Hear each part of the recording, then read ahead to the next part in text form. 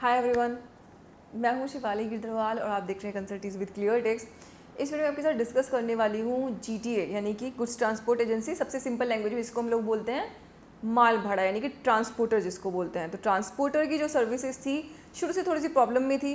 पहले क्या किया था, उनको रिवर्स चार्ज में कवर कर दिया था, उससे ट्रांसपोर्टर्स को प्रॉब्लम आती थी। ट्रांसपोर्टर ये कहते थे कि आपने मुझे रिवर्स चार्ज में कवर कर दिया। अब उससे प्रॉब्लम ये है कि जब हम रिवर्स चार्ज में किसी की आउटवर्ड सप्लाई कवर करते हैं तो सेक्शन 17 जो है, सेक्शन 17(2) वो स्पेसिफिकली ये कहता है कि फिर उसकी जो आउटवर्ड सप्लाई है इनपुट टैक्स क्रेडिट क्लेम करने के पॉइंट ऑफ व्यू से माना जाएगा कि वो एग्जेम्प्टेड है, just for this point of view, और किसी चीज़ के लिए नहीं। तो उनका सारा इनपुट टैक्स क्रेडिट वो क्लेम नहीं कर सकते। तब उन्होंने बोला कि यार अब हम लोग ट्रक वगैरह बाई करते हैं 28% के टैक्स रेट पे, इतना हैवी कैपिटल इन्वेस्टमेंट होता है, इनपुट टैक्स क्रेडिट हम लोगों को मिलता नहीं। तो हम तो ये चाहते हैं कि हम रजिस्ट्रेशन लेके इनपुट टैक्स क्रेडिट अवेल कर लें, और हम नहीं चाहते कि आप रिवर्स चार्ज में कवर कराओ। तो अब बड़ी प्रॉब्लम थी इस चीज़ से। तो पहले 5% रिवर्स चार्ज में कवर होता था, फिर गवर्नमेंट ने उनको एक राइट दिया कि ठीक है तुम एक काम करो, फॉरवर्ड चार्ज में 12% टैक्स लगा लो। फॉरवर्ड चार्ज में 12% टैक्स लगाना शुरू कर दिया। अब भी उनको प्रॉब्लम थी। अब उन्होंने कहा कि यार मतलब कॉर्पोरेट्स को इस चीज़ से दिक्कत होती है, और कई बार उन्होंने RCM में पे किया है, नहीं किया, तो वो कह रहे कि आप एक काम करो RCM छोड़ दो इस पर, और जो पे करने का राइट है फॉरवर्ड चार्ज में, जब आप RCM पे 5% लगवा रहे हो उन लोगों से, तो यार मुझे भी फिर मतलब 12% की लगवा रहे हो, मुझे भी 5% लगाओ। तो उन्होंने बोला कि ठीक है 5% दे देंगे, लेकिन इनपुट टैक्स क्रेडिट आपको छोड़ना पड़ेगा। तो अब यहाँ पे बहुत सारे परम्यूटेशन कॉम्बिनेशंस बनते हैं, वो सारे एक एक करके मैं आपसे डिस्कस करूँगी।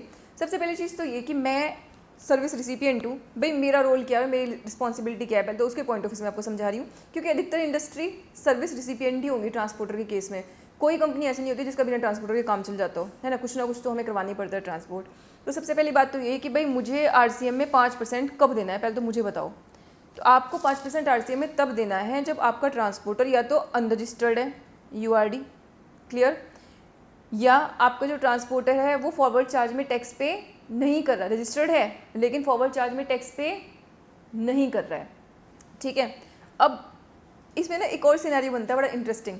वो ये सिनेरियो बनता है कि मेरा जो ट्रांसपोर्टर है, और ये प्रैक्टिकली हुआ है, वो फॉरवर्ड चार्ज में टैक्स तो पे कर रहा है, लेकिन मान लो उसको 12% करना था। ये ना बहुत कन्फ्यूज़न था ट्रांसपोर्टर्स को। मतलब जब उनको ये बताया ना कि यार आप भी फॉरवर्ड चार्ज में टैक्स पे कर सकते हो, तो उन्होंने कहा अच्छा वो 5% करते तो मुझे भी 5 ही करना होगा।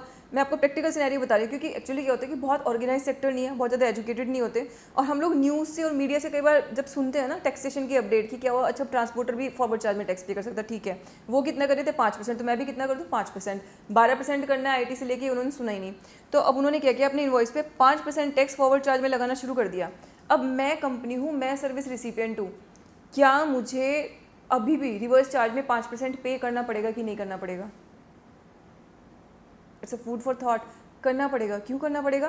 क्योंकि लॉ मेकर ने आपको RCM के 5% के पे करने से छूट तब दी थी अगर वो 12% फॉरवर्ड चार्ज में कर रहा हो, अगर वो 12% फॉरवर्ड चार्ज में कर रहा हो। अगर वो अपनी किसी मिस्टेक की वजह से 5% कर रहा है तो आप नहीं कर सकते, क्योंकि कंडीशन ही ये थी कि ट्रांसपोर्टर ने 12% पे किया तो तब तुम चलो RCM छोड़ देना। अब उसने अगर 12 का 11% भी किया ना तो आप RCM नहीं छोड़ सकते, RCM आपको उस पर तब भी पे करना पड़ेगा। तो इसकी वजह से बहुत इश्यूज़ थे इस पूरे के पूरे मार्केट में। तो उन्होंने कहा कि ठीक है हम ट्रांसपोर्टर को ही बोल देते हैं भैया तू ही कर ले 5%, लेकिन इनपुट टैक्स क्रेडिट उस केस में तुम्हें नहीं मिलेगा।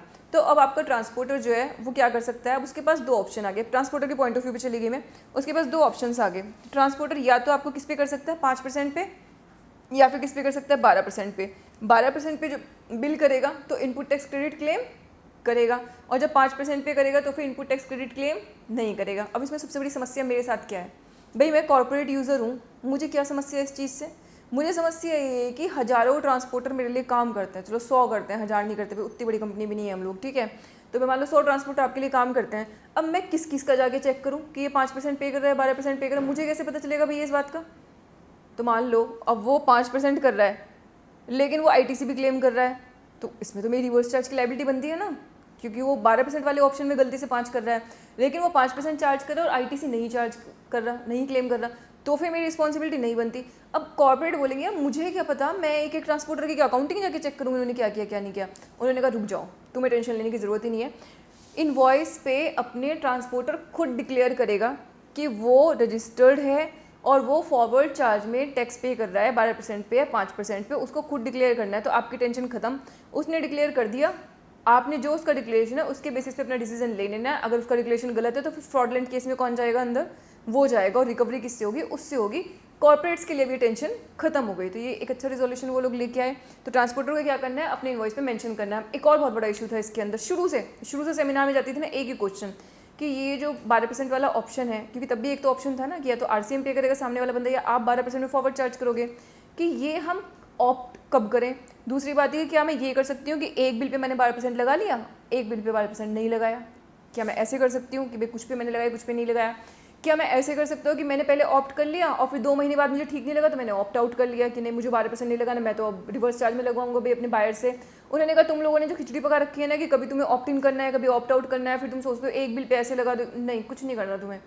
अब उन्होंने ये भी क्लियर कर दिया कि साल के शुरू में आप एक बार ऑप्शन एक्सरसाइज करोगे कि आपको 5% विदाउट ITC चाहिए, 12% विद ITC चाहिए, या आपको कुछ भी नहीं चाहिए। और जो ऑप्शन आपने एक बार ऑप्ट कर लिया साल के शुरू में, उसको आप पूरे साल तक चेंज नहीं कर सकते।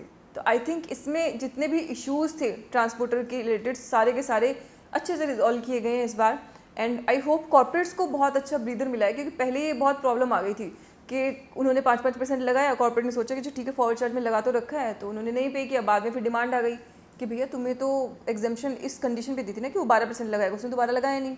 तो इस हिसाब से देखा जाए तो बहुत सारे क्लैरिफिकेशंस हैं, ट्रांसपोर्टर्स के लिए भी अच्छा है और बेसिकली जो हमारे इंडस्ट्रीज़ हैं उनके लिए भी काफ़ी सूदिंग रहेगा ये। तो इसी के साथ ही वीडियो में क्लोज कर रही हूँ। Thank you so much everyone.